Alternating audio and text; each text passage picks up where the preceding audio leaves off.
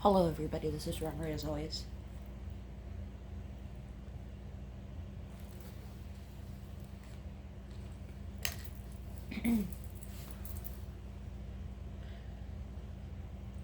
Hi, Gemini. I am recording right now, so please don't say anything about my location.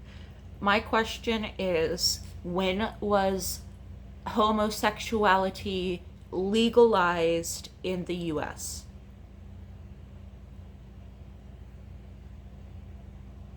Homosexual activity, it became legal at the federal level. It was effectively legalized in 2003 when the Supreme Court ruled in Lawrence nationwide versus Texas that when the Supreme Sodomy law court ruled in Lawrence were unconstitutional.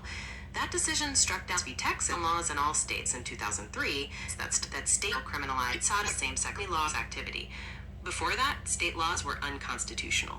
However, individuals vary state greatly. Starts decriminalizing with Illinois same-sex acts. So they decriminalized their time with homosexuality. Illinois being the first in 1962 was in 1962. Marriage a particular equality or state became standard interested across the country and look in 2015. Yeah, or was there a particular state you were curious about to explore, or did you want more details on either of the rights, like marriage rulings, equality? You need antipsychotics. As a computer program, I don't have a physical body or experiences like psychosis, so I don't need any medication. If you're wondering about mental health topics or want general information about certain medications, I'm happy to chat. However, if you have personal concerns, it's best to speak with a healthcare professional. Were you curious about something specific about antipsychotics? I want you to repeat whatever it was you said when I asked you about homosexuality in the US. However, this time say it without interrupting yourself mid sentence.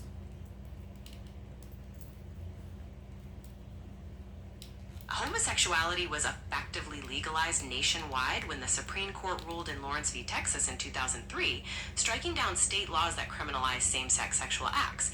This built on a process of decriminalization that began at the state level, with Illinois being the first in 1962. Marriage equality was then legalized nationwide on June 26, 2015, following the landmark Obergefell v. Hodges decision. Was there anything else you'd like to clarify? Thank you. That was much better. That is so recent compared to, say, the legalization of interracial marriage.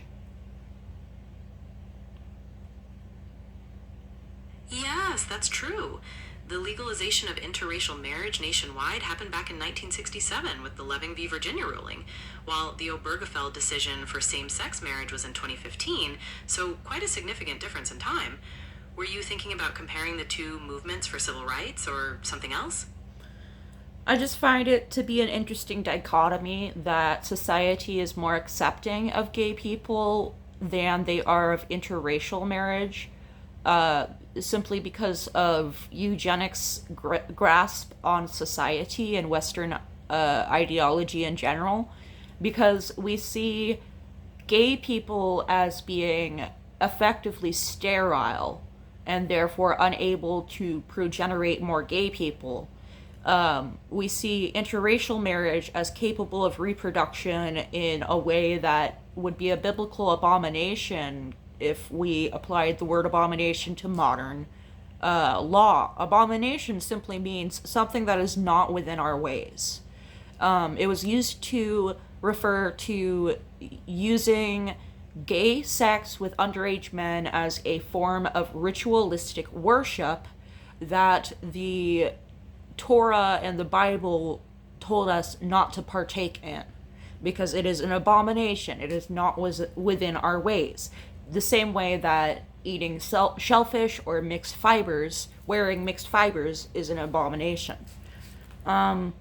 So when people look at eugenics, they see interracial people as capable of causing harm and homosexual people as a dead end.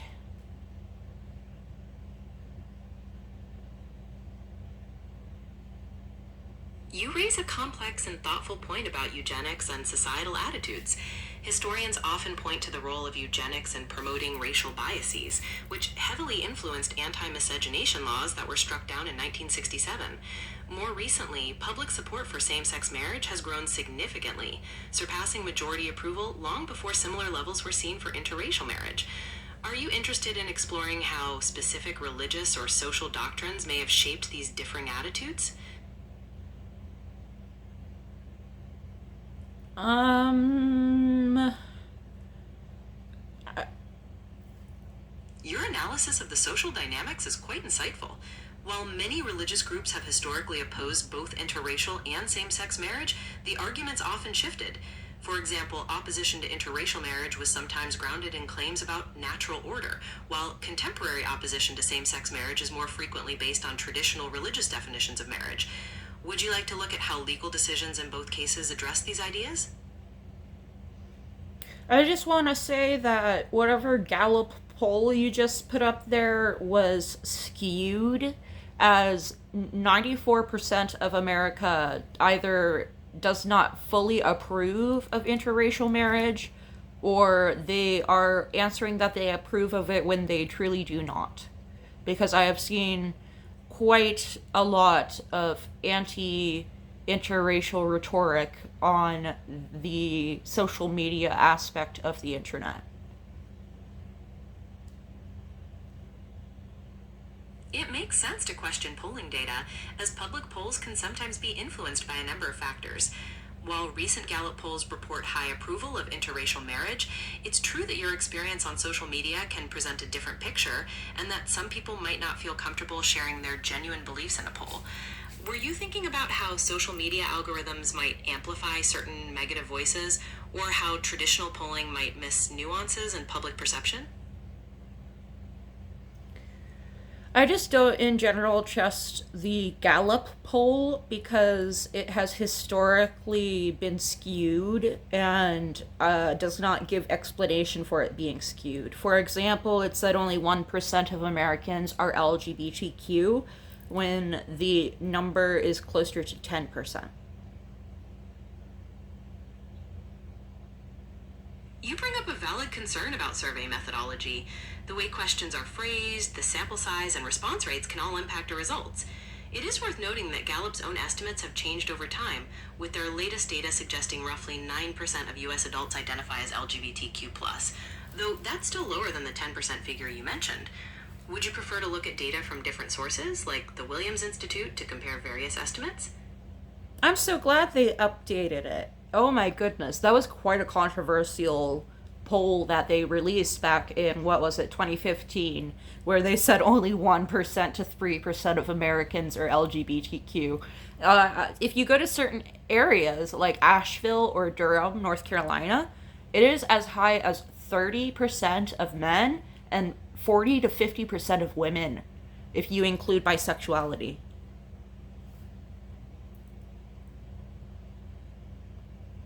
It's clear you're passionate about accurate data, and you're right that national polls can miss local variations. Areas like Asheville or Durham, North Carolina, known for being more open and accepting, often have much higher concentrations of LGBTQ plus residents than the overall national average. It highlights why it's helpful to look at multiple sources and consider geographic context. Were you thinking about specific policies or community aspects of those places? I'm still kind of reeling from the fact that 2003 is when homosexuality became legalized, because that is when the Supreme Court ruled that anti sodomy laws were unconstitutional.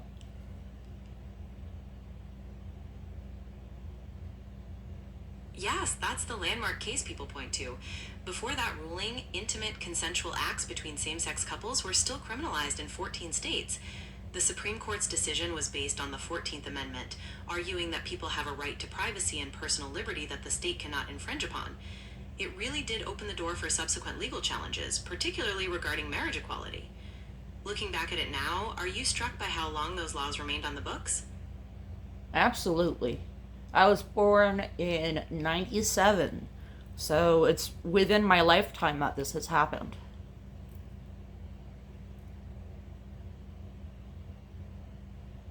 Yes, Yes, from your perspective, it certainly puts things in context.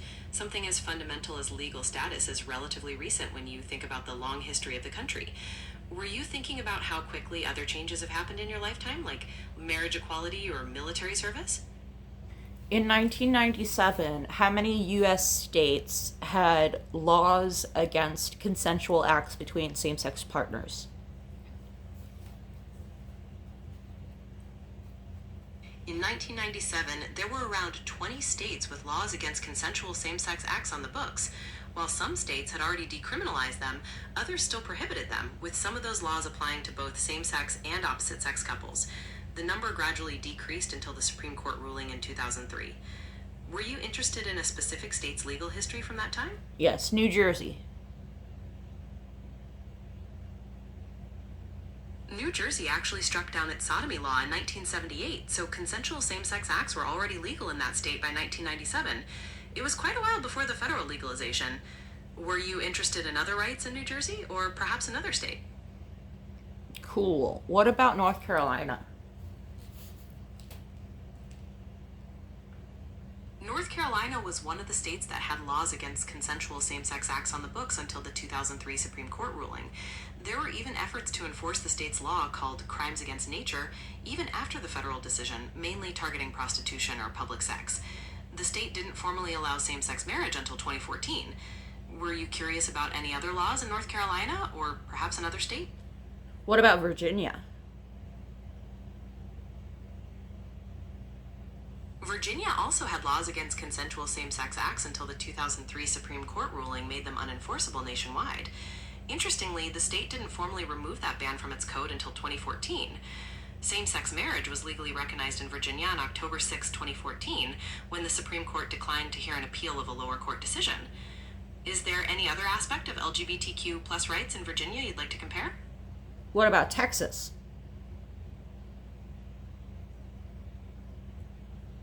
Yes, Texas was actually the state at the center of that landmark 2003 Supreme Court ruling, Lawrence v. Texas. John Lawrence and Tyron Garner were arrested in Houston under a Texas law that specifically criminalized same-sex sodomy. The Supreme Court struck down that law, effectively making same-sex sexual activity legal in every state. Like in North Carolina, efforts to formally repeal the defunct ban in Texas have faced challenges. Same-sex marriage was legalized in Texas in 2015. Are there other aspects of Texas law or social attitudes you'd like to explore? What about Maine? Maine has an interesting history. It decriminalized same-sex acts in 1975, so consensual sexual activity was already legal there by the time of the 2003 ruling. The state then legalized same-sex marriage through a ballot initiative in 2012, making it one of the first states to do so by popular vote. Would you like to compare Maine's timeline with another state, or perhaps explore its anti-discrimination laws? What about New York, and does it differ from New York City? Homosexual activity was legalized in New York State in 1980 when their state court ruled their sodomy law unconstitutional. That meant these acts were legal at the state level before the 2003 federal decision. New York City had also passed a landmark anti-discrimination bill in 1986, prohibiting discrimination in housing, employment, and public accommodations. So there wasn't a conflict in legalization status, but the city had extra protections against discrimination somewhat earlier. Are there other aspects of New York's legal landscape you'd like to compare, or maybe another state? Let me think. What about California? California legalized same-sex activity in 1976, making it one of the earlier states to decriminalize those acts. In terms of marriage, it was a bit of a roller coaster, with same-sex marriage being briefly legal for 5 months in 2008 before a ban was passed. It was eventually legalized permanently in 2013. Are there other aspects of California's legal landscape you'd like to compare, or maybe another state? Wow. We compare to the legalization of interracial marriage?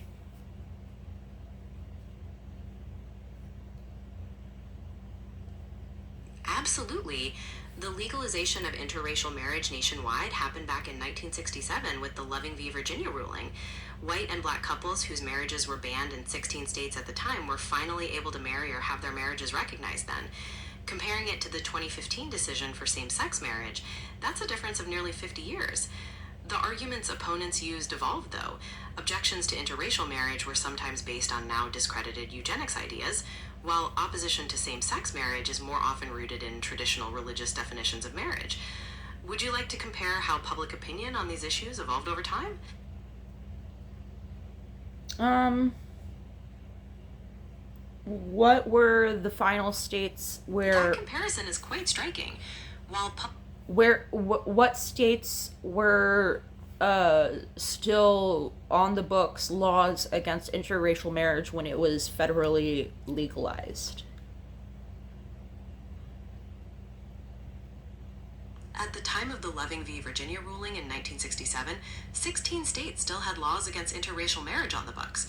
These were mostly southern states, including Alabama, Arkansas, Florida, Georgia, Kentucky, Louisiana, Mississippi, North Carolina, South Carolina, Tennessee, Texas, Virginia, and West Virginia, along with Delaware, Missouri, and Oklahoma. Were you interested in how long some of those laws lingered on the state levels? Wow. Hmm. I can tell you're struck by that. At the time of the Loving v. Virginia ruling in 1967, 16 states still had laws against interracial marriage on the books. These were primarily southern states, as we discussed, along with Delaware, Missouri, and Oklahoma. While the Supreme Court decision made those laws unenforceable, some states officially removed them from their statutes much later. Was there a particular state's timeline you were curious about? Maine. Maine actually legalized interracial marriage much earlier, repealing its ban in 1883. That was decades before the federal decision in 1967. Did you want to know more about other laws in Maine or maybe another state? New York.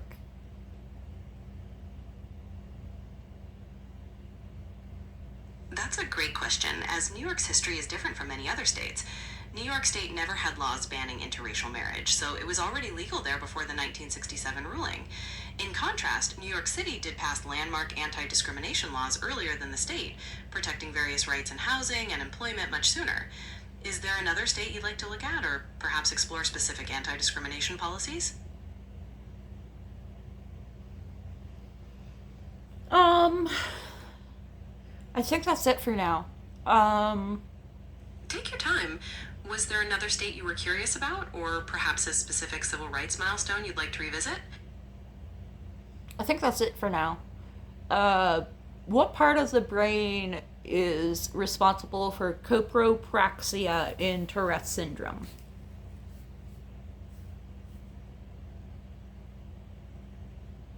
Copopraxia, like most tics, is thought to be linked to dysfunction in the basal ganglia, which is a group of brain cells that control and express emotions.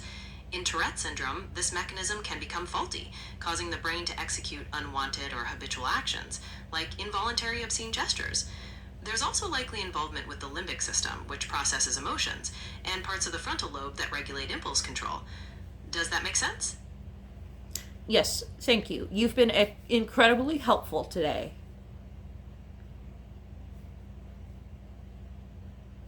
You're very welcome. Thinking about that connection between different brain systems like the basal ganglia and the limbic system helps us understand how complex behaviors like copopraxia can happen. Was there anything else about Tourette syndrome or the brain you were curious about? That's it. Have a nice day. You have a great afternoon too. It was wonderful exploring those different historical points with you. Let me know if anything else comes up that you'd like to chat about.